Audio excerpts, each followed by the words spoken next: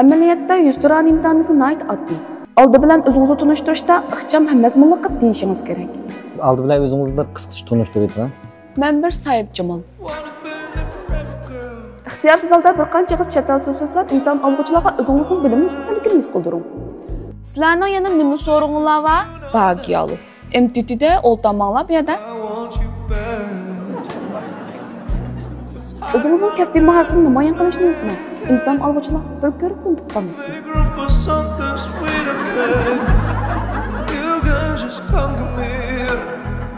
Cho'qim ko'p kelib turing. Nima degan bilan kulishga muroq qizning ta'li ancha nachar bo'lmaydi.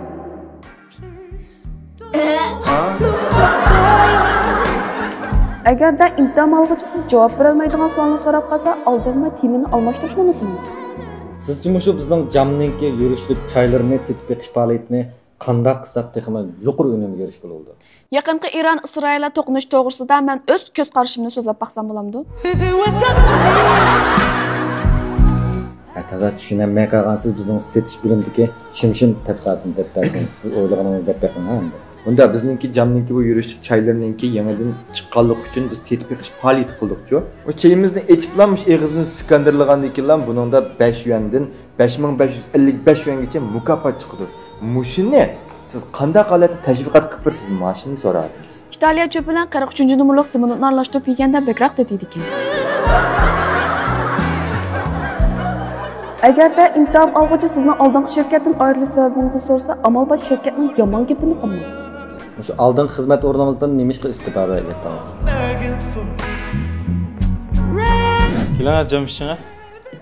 Va yaqinda sizga tushgan ariz shikoyatlar bek jiq va bemorlig'a birmida kulib muomala qilib qo'ysangiz bo'ldi. Sizning tanishirish dokumentingiz chiqdi. Yaxshimki. Sizning ahvolingizni ancha yaxshilanish yo'q. Yana bir mazgil doktorxonada yetib davolanib baqsangiz o'g'id ekan. Qandasimiz yuqori chiqibdi, kontrol qiling ha. Bemorlar to'la asqilib qo'yildi. Maoshni bek tuvan so'rang.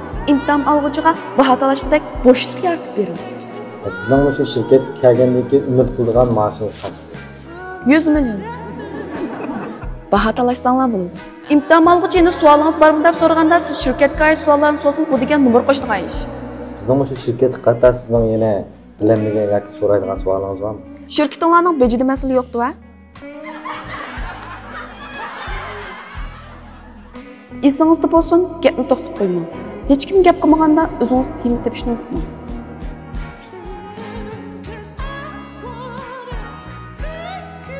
Chiqinglar oshnimi?